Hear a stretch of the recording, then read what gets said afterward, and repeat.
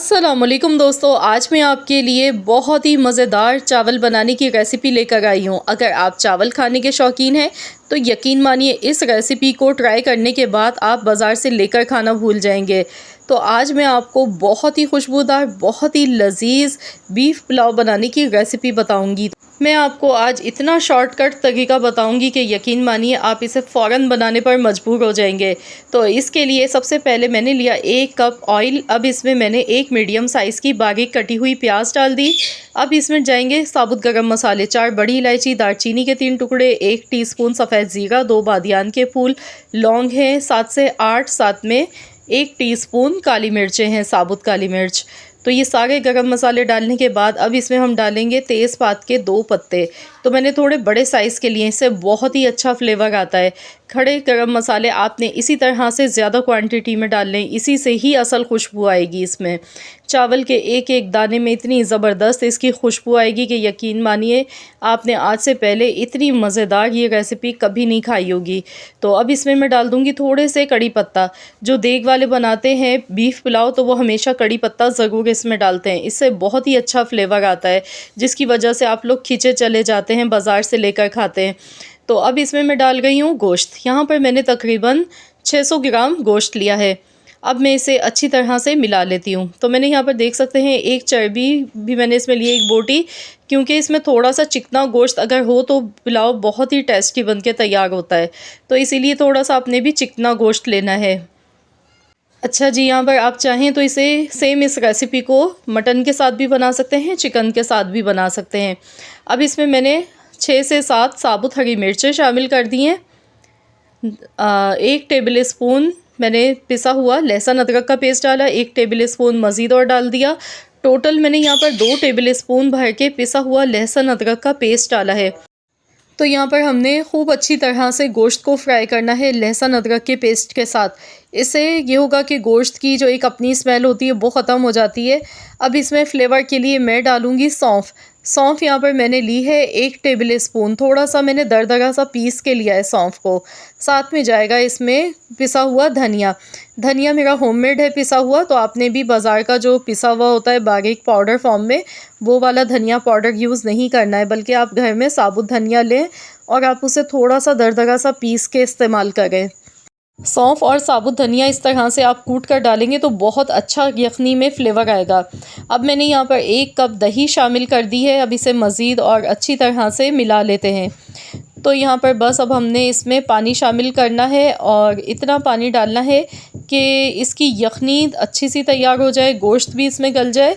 और गोश्त गलने के बाद भी इसमें पानी मौजूद होना चाहिए, क्योंकि इसी यखनी में जो बची हुई यखनी होगी उसी में ही हमने चावल डालने हैं। तो इसलिए मैंने यहाँ पर पानी थोड़ा ज़्यादा ही इस्तेमाल किया, तकरीबन मैंने 3 लीटर इसमें पानी शामिल कर दिया। अब इसमें मैं नमक डाल गई हूँ 1 टेबल स्पून भर के। बाकी हम बाद में चेक कर लेंगे, जितना कम होगा तो हम उतना ही नमक इसमें शामिल कर देंगे। तो मैं यहाँ पर प्रेशर कुकर में बना गई हूँ ताकि ये जल्दी मिनटों में बन जाए, गोश्त को गलने में ज़्यादा टाइम ना लगे। तो इसीलिए मैंने यहाँ पर प्रेशर कुकर का ढक्कन बंद कर दिया है 20 मिनट के लिए। 20 मिनट के बाद फिर मैं आपको दिखाती हूँ फ़ाइनल इसकी लुक। तो यहाँ पर टोटल 20 मिनट हो चुके हैं इसे पकते हुए। देखिए गोश्त भी इसमें बहुत अच्छा सा गल चुका है और यखनी आप देख सकते हैं इसमें बाकी मौजूद है। तो आपने देखा, ना तो कोई पोटली मैंने इसके लिए बनाई और ना ही मैंने 2 बर्तनों का इंतखाब किया। एक ही बर्तन में ये बहुत ही मज़ेदार सा यखनी वाला हमारा पुलाव बन के तैयार होगा। नमक मैंने यहाँ चेक किया, मुझे कम लग रहा था, इसलिए मैंने मज़ीद और नमक शामिल कर दिया। अब मैं इसमें डालूँगी पुलाव एसेंस। तो ये इजीली बाज़ार से मिल जाता है। पुलाव एसेंस डालने से बहुत ही ज़बरदस्त खुशबू आती है इसमें। तो मैं यहाँ पर तकरीबन 1 चम्मच डाल गई हूँ। 1 छोटा चम्मच मैंने लिया है, यानी कि 1 टीस्पून पुलाव एसेंस इसमें शामिल कर दिया मैंने। अब चावल मैंने यहाँ पर लिए थे, तकरीबन मेरे पास आधा किलो चावल हैं। चावल को मैंने आधे घंटे पहले भिगो कर रख दिया था। बासमती चावल लिए। कभी भी आप पुलाव बनाएं तो हमेशा बासमती चावल लें। सेला चावल से कभी भी पुलाव बन के अच्छा तैयार नहीं होता है। तो यहाँ पर आपने बासमती चावल लेने हैं आधा किलो और इन्हें आधे घंटे पहले वॉश करके अच्छी तरह से आपने इन्हें भिगो कर रख देना है। अब पानी का हिसाब देखिए, 1 इंच के बराबर ऊपर होना चाहिए चावल से। अगर आपको लगे कि यखनी कम है तो आप इसमें मज़ीद सादा पानी शामिल कर सकते हैं। तो यहाँ पर अब हम इसे अच्छी तरह से पकाएंगे।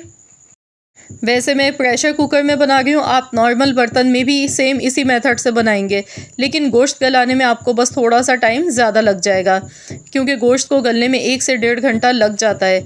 अब इसमें जो ये साबुत खड़े गरम मसाले हैं, तेज़पात के पत्ते मैंने हटा दिए, क्योंकि इनका जितना भी फ्लेवर था वो आ चुका है इस यखनी में। अब मैंने इसमें पुदीना डाला है बारीक कटा हुआ 1 मुट्ठी के बराबर, साथ में थोड़ी सी साबुत हरी मिर्चें डाल दी हैं, क्योंकि मैंने यहाँ पर इसमें कुटी हुई ना पिसी हुई लाल मिर्च मैंने डाली ही नहीं है, क्योंकि ये पुलाव है ये हरी मिर्च के साथ ही बना के तैयार किया जाता है। तो हरी मिर्चों का आप चाहें तो पेस्ट भी बना सकते हैं, थोड़ा अगर ज़्यादा चटपटा फ्लेवर आप इसका चाहते हैं तो यहाँ पर देखिए मैंने इसे कवर कर दिया था। तो यहाँ पर मैंने इसे 5 मिनट के लिए कवर किया था। तो यहाँ देखिए इसका सारा पानी ड्राई हो चुका है। तो अब हम इसे दम लगाएंगे। तो दम पर लगाने से पहले मैं इसमें डालूँगी ऊपर से थोड़ी सी तली हुई प्याज। अब साथ ही में मैं यहाँ पर थोड़ा सा इसमें ऑरेंज फूड कलर भी डाल रही हूँ, क्योंकि मेरे बच्चों को पसंद है इस तरह से कलरफुल सा पुलाव। तो ये बिल्कुल ऑप्शनल है, आपकी मर्ज़ी, आप चाहें तो कलर फूड को आप स्किप भी कर सकते हैं। तो मैंने यहाँ पे थोड़ा सा ऑरेंज फूड कलर शामिल कर दिया है। तो बस अब इसे कवर कर देते हैं 10 मिनट के लिए। 10 से 12 मिनट के लिए हमने इसे दम पर लगा देना है, बिल्कुल हल्की आँच पर। तो चलिए हम देख लेते हैं। माशाल्लाह अल्हम्दुलिल्लाह बहुत ही ज़बरदस्त खुशबू आ गई है। तो देखिए कलर भी कितना खूबसूरत सा लग रहा है दिखने में। तो चलिए चेक कर लेते हैं। ये देखिए दिखने से ही पता चल रहा है एकदम खिले हुए चावल बन के तैयार हुए हैं, एक एक दाना अलग है और खुशबू बहुत ही ज़बरदस्त इसकी आ गई है। तो देखा आपने कितनी आसान सी मैंने आप लोगों को रेसिपी बताई है, बिना किसी झंझट के आप परेशान होना छोड़ें, मिनटों में बनाएं ये मज़ेदार सी रेसिपी।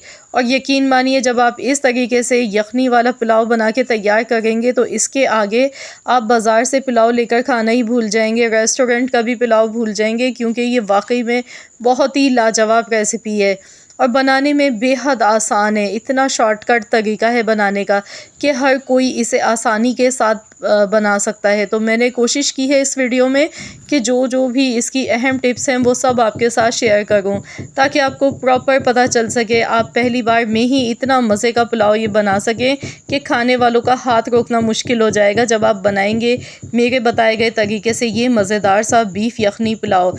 आई होप कि आप सबको मेरी आज की ये रेसिपी ज़रूर पसंद आई होगी। रेसिपी अच्छी लगी है तो प्लीज़ इस वीडियो को लाइक ज़रूर कीजिएगा, शेयर भी कीजिएगा। और चैनल पर अगर आप मेरे नए हैं, फ़र्स्ट टाइम मेरे चैनल पर आए हैं, मेरी फ़र्स्ट वीडियो वॉच कर गए हैं, तो मेरी आपसे एक छोटी सी हम्बल सी रिक्वेस्ट है कि चैनल को भी आप लोग ज़रूर सब्सक्राइब कर लीजिएगा और साथ ही में दिए गए बेल आइकन को प्रेस कर दीजिएगा, ताकि आपको मेरी हर नई आने वाली वीडियो का नोटिफिकेशन सबसे पहले फ्री में देखने को मिल सके।